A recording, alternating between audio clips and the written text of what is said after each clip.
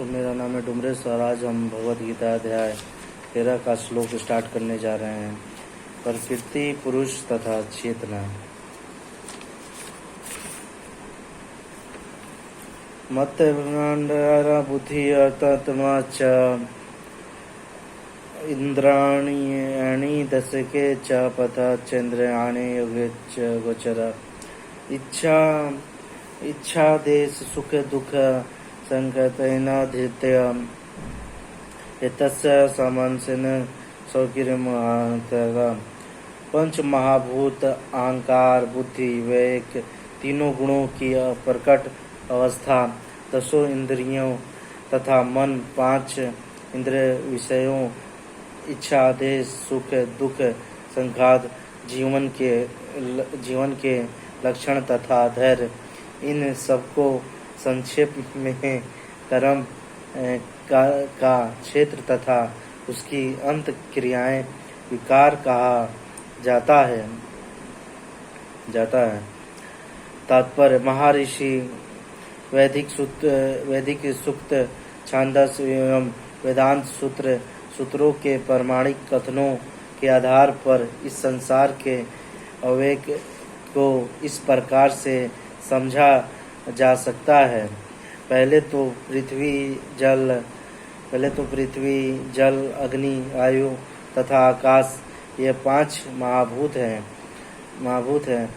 और फिर अहंकार, बुद्धि तथा तीनों गुणों की अव्यक्त अवस्था आती है। इसके पश्चात पांच ज्ञानेंद्रियाएं हैं: नेत्र, कान, नाक, जीभ तथा त्वचा।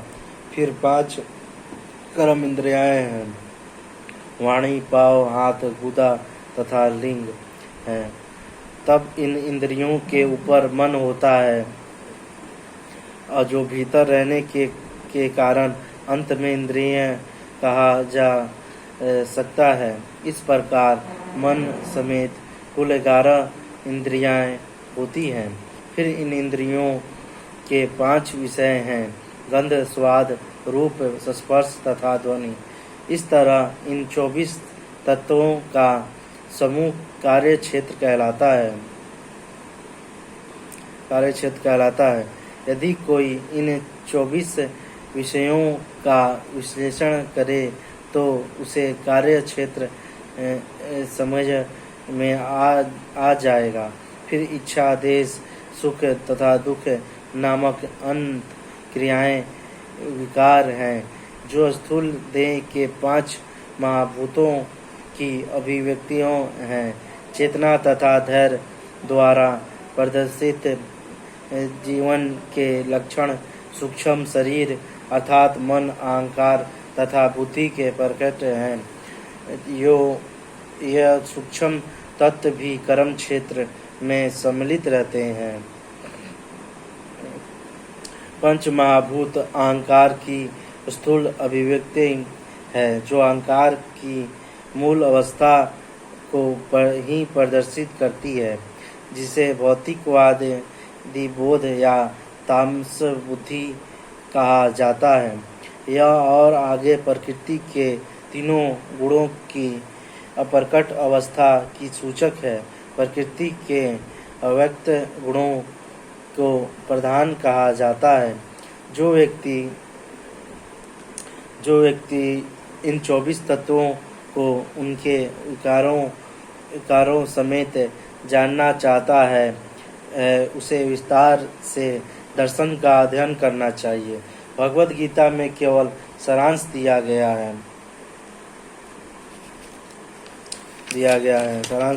है। शरीर इन समस्त तत्वों की अभिव्यक्ति है। शरीर में 6 प्रकार के परिवर्तन होते हैं।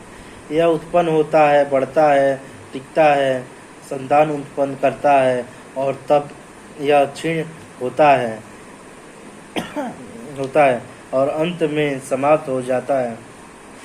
अथवा क्षेत्र अस्थायी भौतिक वस्तु है, लेकिन क्षेत्र का ज्ञाता, क्षेत्रज्ञ इससे भिन्न रहता है। आमीन भवसि हिंसा छातिनम राजवांगम आचार्य पाषाणम शौच सतमिना विनरग्रह इंद्रास्यो यरागमन अहंकार एवं च जन्म मृत्यो दिव्यक्ता दुखास दुर्सन्नम आसिक्तिरस्य विषम पुत्र अचनग्रेश्चो नियत च समिच मिष्टा अनिष्टपेतु मये चायनम योगेन भक्ति विचारणी विवेक देश स्मृत जनन संसदे आत्मज्ञान व्यक्ता तत्व ज्ञान दर्शनम तद ज्ञान में पूर्वोक्तम ज्ञान यात न्याथ विनम्रता दाम्भिन्नता अहिंसा सहिष्णुता सरलता प्रामाणिक गुरु के पास जाना पवित्रता स्थिरता आत्म संयम इंद्र तृप्ति के विषयों का परित्याग अहंकार का अभाव जन्म मृत्यु वृद्धावस्था तथा रोगों के दोषों के अनुभूति वैराग संतान स्त्री घर तथा अन्य वस्तुओं की ममता से मुक्ति अच्छी तथा बुरी घटनाओं के प्रति स्वभाव मेरे प्रति निरंतर अनंत भक्ति एकांत स्थान में रहने की इच्छा जन समूह से लगाव आत्म साक्षात्कार की महत्ता को स्वीकारना तथा परम सत्य की दर्शनाई खोज इन सबको मैं ज्ञान घोषित करता हूँ और इनके अतिरिक्त जो भी है वह सब अज्ञान है। तात्पर्य कभी कभी अल्पज्ञ लोग ज्ञान की इस प्रक्रिया को कार्य क्षेत्र की अंत क्रिया विकार के रूप में मानने की भूल करते हैं, लेकिन वास्तव में यही असली ज्ञान की प्रक्रिया है। यदि कोई इस प्रक्रिया को स्वीकार कर लेता है तो परम सत्य तक पहुँचने की संभावना हो जाती है। इसके पूर्व बताते गए 24 तत्वों का विकार है नहीं है। यह वास्तव में इन तत्वों के पास इससे बाहर निकलने का साधन है। देहाधारी आत्मा 24 तत्वों से बने आवरण रूप शरीर में बंद रहता है और यहाँ पर ज्ञान की जिस प्रक्रिया का वर्णन है वह इससे बाहर निकलने का साधन है। ज्ञान की प्रक्रिया के संपूर्ण वर्णन में से 11वें श्लोक की प्रथम पंक्ति सर्वाधिक महत्वपूर्ण है। मही चायनत योगिन भक्ति विवाचार्य ज्ञान की प्रक्रिया का अवसान भगवान की अनंत भक्ति में होता है। अतवत यदि कोई भगवान की दिव्य सेवा को नहीं प्राप्त कर पाता या प्राप्त करने में असमर्थ है तो शेष 19 बातें व्यर्थ है। लेकिन यदि कोई पूर्ण कृष्ण भावना से भक्ति ग्रहण करता है तो अन्य 19 बातें उसके अंदर संभवतः विकसित हो आती हैं, जैसा कि श्रीमद् भागवत में कहा गया है। ऐसा मीन भक्ति किशन स्वर्गुणस्ता समास्ते सुरा, जिसने भक्ति की अवस्था प्राप्त कर ली है उसमें ज्ञान के सारे गुण विकसित हो जाते हैं, जैसा कि 8वें श्लोक में उल्लेख हुआ है। गुरु ग्रहण करने का सिद्धांत अनिवार्य है। यहाँ तक कि जो भी भक्ति स्वीकार करते हैं उनके लिए भी यह अत्यावश्यक है। आध्यात्मिक जीवन का शुभारंभ तभी होता है जब प्रामाणिक गुरु का ग्रहण किया जाए। भगवान श्री कृष्ण यहाँ पर स्पष्ट कहते हैं कि ज्ञान की यह प्रक्रिया ही वास्तविक मार्ग है। इससे परे जो भी विचार किया जाए व्यर्थ होता है। यहाँ पर ज्ञान की जो रूपरेखा प्रस्तुत की गई है उसका निम्नलिखित प्रकार से विश्लेषण किया जा सकता है। विनम्रता अविनम्रता का अर्थ यह है कि मनुष्य को अन्यों के द्वारा सम्मान पाने के लिए इच्छुक नहीं रहना चाहिए। हम देहामत बुद्धि के कारण अन्यों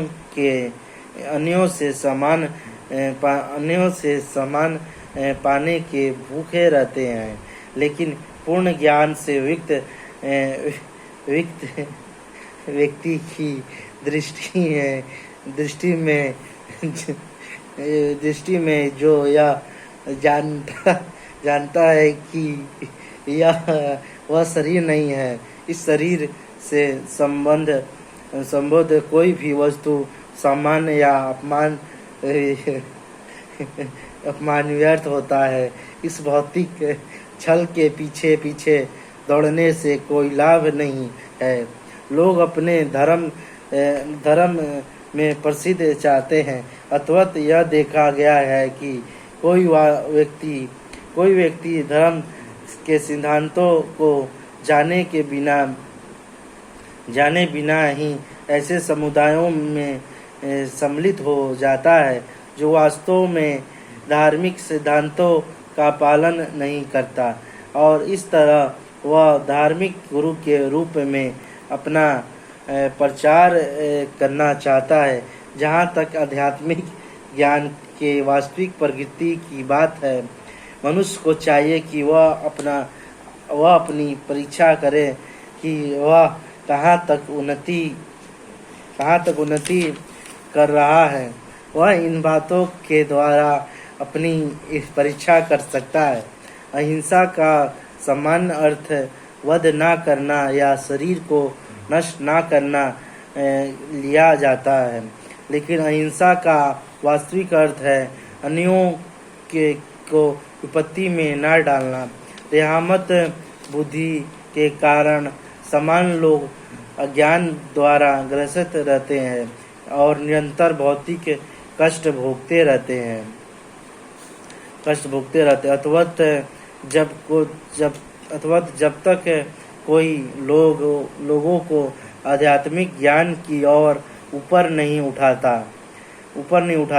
तब तक वह हिंसा का अभ्यास करता रहता है। व्यक्ति को लोगों में वास्तविक ज्ञान वितरित करने का भरसक प्रयास करना चाहिए, जिससे वे प्रबुद्ध हो और इस भवबंधन से छूट सके। यही अहिंसा है। सहिष्णुता शांति का अर्थ है कि मनुष्य अन्यों के द्वारा किए गए अपमान तथा तिरस्कार को सहे। जो आध्यात्मिक ज्ञान की उन्नति करने में लगा रहता है उसे अन्यों के तिरस्कार तथा अपमान सहने पड़ते हैं। ऐसा इसलिए होता है कि क्योंकि यह भौतिक स्वभाव है। यहाँ तक कि बालक प्रदात को भी जो 5 वर्ष के थे और जो आध्यात्मिक ज्ञान के अनुशीलन में लगे थे, संकट का सामना करना पड़ा था। जब उनका पिता उनकी भक्ति का विरोधी बन गया। उनके पिता ने उन्हें मारने के अनेक प्रयत्न किए, किंतु प्रदात ने सहन कर लिया। अथवत आध्यात्मिक ज्ञान की उन्नति करते हुए अनेक अवरोध आ सकते हैं, लेकिन हमें सहिष्णु बनकर संकल्प पूर्वक प्रगति करते रहना चाहिए।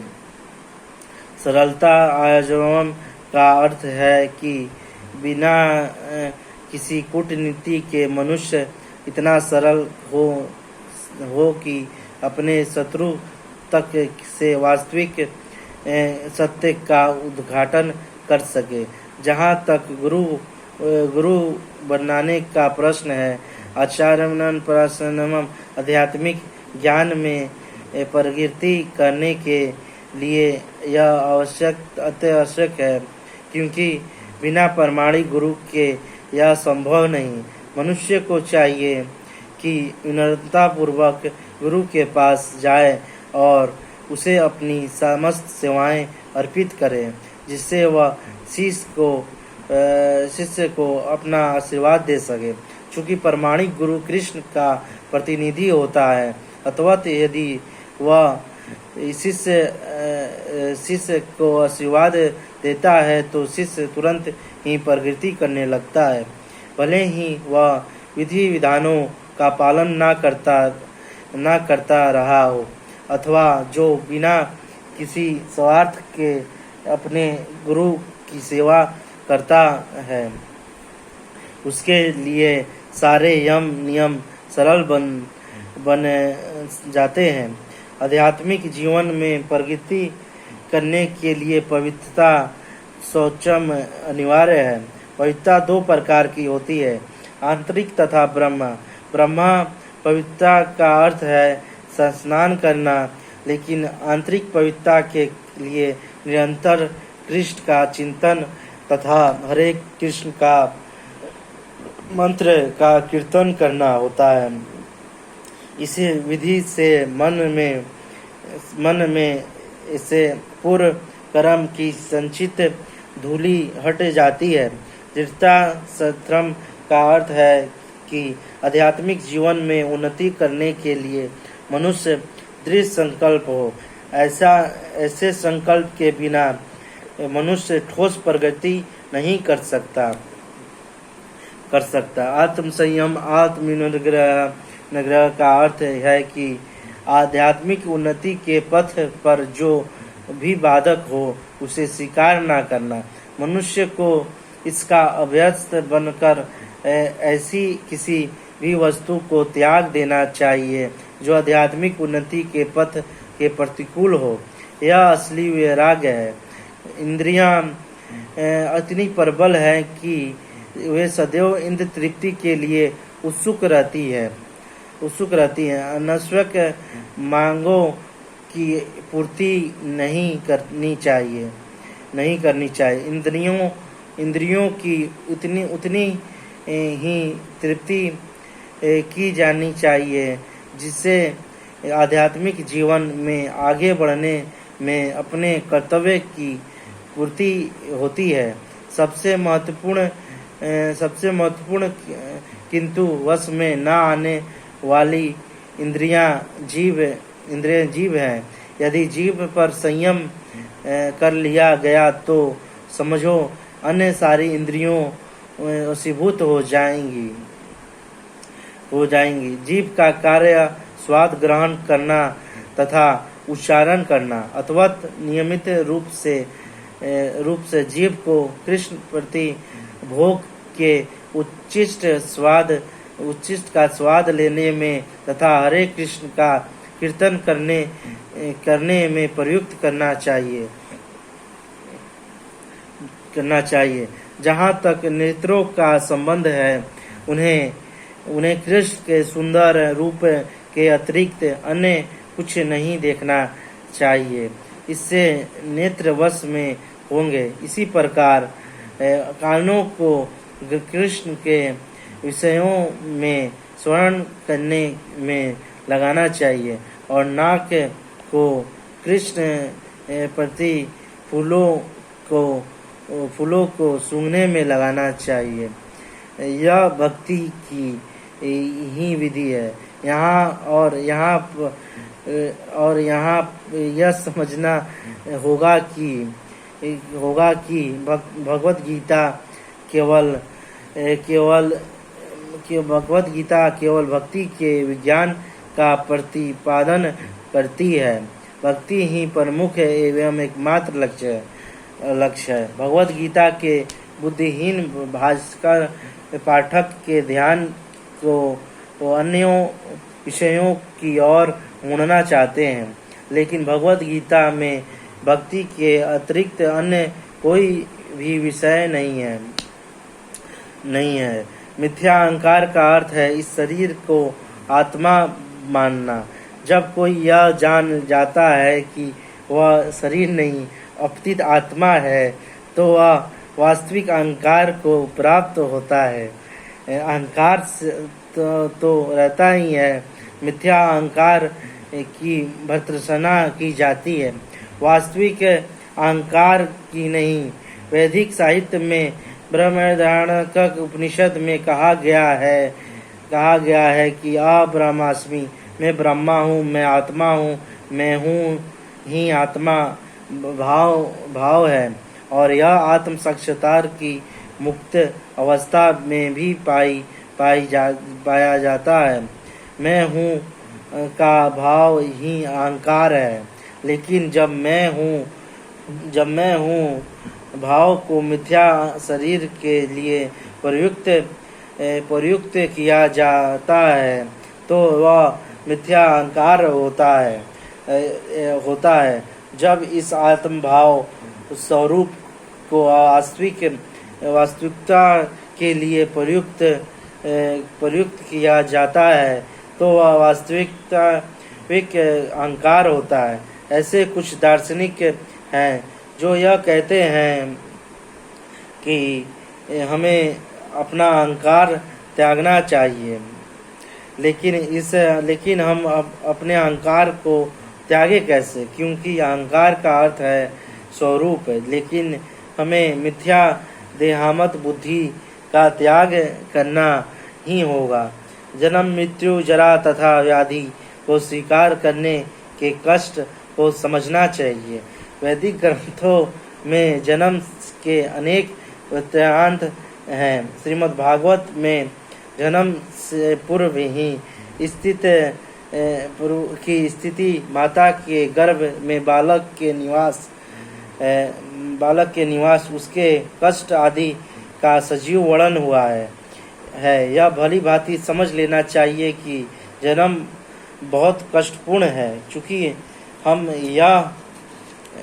यह भूल जाते हैं कि माता के गर्भ में हमें इतना कष्ट मिला है, अथवा हम जन्म तथा मृत्यु की पुनरावृत्ति का कोई हल नहीं निकाल पाते। इसी प्रकार मृत्यु के समय भी सभी प्रकार के कष्ट मिलते हैं, जिनका उल्लेख प्रमाणिक शास्त्रों में हुआ है। इनकी विवेचना की जानी चाहिए। जहाँ तक रोग तथा वृद्धावस्था का प्रश्न है, सबों को इनका व्यवहारिक अनुभव है।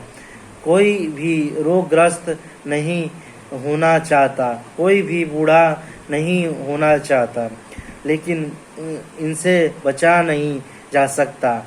जब तक हम जन्म, मृत्यु, जरा तथा व्याधि के दुखों को देखते हुए इस भौतिक जीवन के प्रति निराशावादी दृष्टिकोण नहीं बना पाते, तब तक आध्यात्मिक जीवन में प्रगति करने के लिए कोई प्रोत्साहन नहीं रह जाता। जहाँ तक संतान, पत्नी तथा घर से विरक्त की बात है, इसका अर्थ यह नहीं कि इनके लिए कोई भावना ही ना हो। यह सब स्नेह की प्रकृति वस्तु है, लेकिन जब यह आध्यात्मिक उन्नति में अनुकूल ना हो तो इनके प्रति आसक्त नहीं होना चाहिए। घर को सुखमय बनाने की सर्वोत्तम विधि कृष्ण भावना मित्र है। यदि कोई कृष्ण भावना मित्र से पूर्ण रहे तो वह अपने घर को अत्यंत सुखमय बना सकता है, क्योंकि कृष्ण भावना मित्र की विधि अत्यंत सरल है। इसमें केवल हरे कृष्ण कृष्णा कृष्णा हरे हरे, हरे राम राम राम हरे हरे का कीर्तन करना होता है। कृष्ण प्रति भोग का उच्चिष्ट ग्रहण करना होता है। भगवत गीता तथा श्रीमद् भागवत जैसे ग्रंथों पर विचार विमर्श करना होता है और अक्षर विग्रह की पूजा करनी होती है। इन चारों बातों से मनुष्य सुखी होगा। क्यों? मनुष्य को चाहिए कि अपने परिवार के सदस्यों को ऐसी शिक्षा दे। परिवार के सदस्यों प्रतिदिन प्रातः तथा सायंकाल बैठकर साथ साथ हरे कृष्ण मंत्र का कीर्तन करें। यदि कोई इन चारों सिद्धांतों का पालन करते हुए अपने पारिवारिक जीवन को कृष्ण भावना मित्र में विकसित करने में ढाल सके तो पारिवारिक जीवन को त्याग कर विविध जीवन बिताने की आवश्यकता नहीं होगी। लेकिन यदि यह आध्यात्मिक प्रगति के लिए अनुकूल न रहे तो पारिवारिक जीवन का परित्याग कर देना चाहिए। मनुष्य को चाहिए कि कृष्ण के साक्षात्कार करने या उनकी सेवा करने के लिए सर्वस्व न्यौछावर कर दें, जिस प्रकार से अर्जुन ने किया था। अर्जुन अपने परिजनों को मारना नहीं चाह रहा था, किंतु जब वह समझ गया था कि यह परिजन कृष्ण साक्षात्कार में बाधक हो रहे हैं, तो उसने कृष्ण के आदेश को स्वीकार किया। वह उनसे लड़ा और उसने उनको मार डाला। इन सब विषयों में मनुष्य को पारिवारिक जीवन के सुख दुख से विरक्त रहना चाहिए, क्योंकि इस संसार में कोई भी ना तो पूर्ण सुखी रह सकता है ना दुखी। सुख दुख भौतिक जीवन को दूषित करने वाले हैं। मनुष्य को चाहिए कि इन्हें सहना सीखे, जैसा कि भगवत गीता में उपदेश दिया गया है। कोई भी कभी सुख दुख के आने जाने पर प्रतिबंध नहीं लगा सकता। अंत में मनुष्य को चाहिए कि भौतिकवादी जीवन शैली से अपने को विलग कर ले और दोनों ही दशाओं में समभाव बनाए रखे। सामान्यतः जब हमें इच्छित वस्तु मिल जाती है तो हम अत्यंत प्रसन्न होते हैं, और जब अनिच्छित घटनाएं घटती है तो हम दुखी होते हैं। लेकिन यदि हम वास्तविक आध्यात्मिक स्थिति को प्राप्त हो तो यह बातें हमें विचलित नहीं कर पाएंगी। इस स्थिति तक पहुंचने के लिए हमें अटूट भक्ति का अभ्यास करना होता है। विफत हुए बिना कृष्ण भक्ति का अर्थ होता है कि भक्ति की 9 विधियों कीर्तन स्मरण पूजन आदि में प्रवृत्त होना, जैसे 9वें अध्याय के अंतिम श्लोक में वर्णन हुआ। इस विधि का अनुसरण करना चाहिए। यह स्वाभाविक है कि आध्यात्मिक जीवन शैली का अव्यस्त हो जाने पर मनुष्य भौतिकवादी लोगों से मिलना नहीं चाहेगा। इससे उसे हानि पहुंच सकती है। मनुष्य को चाहिए कि वह यह परीक्षा करे कि देख ले कि वह वांछित संगति के बिना एकांतवास में करने में कहाँ तक सक्षम है। यह स्वाभाविक ही एक है कि भक्त में व्यर्थ के खेल कूद या सिनेमा जाने या किसी सामाजिक उत्सव में सम्मिलित होने की कोई रुचि नहीं होती। भक्ति क्योंकि वह यह जानता है कि समय को व्यर्थ गंवाना है। कुछ शोध छात्र तथा दार्शनिक ऐसे हैं जो काम वासना पूर्ण जीवन या अन्य विषयों का अध्ययन करते हैं, लेकिन भगवत गीता के अनुसार ऐसा शोध कार्य और दार्शनिक चिंतन निरर्थक है। एक प्रकार से व्यर्थ होता है। भगवत गीता के अनुसार मनुष्य को चाहिए कि अपने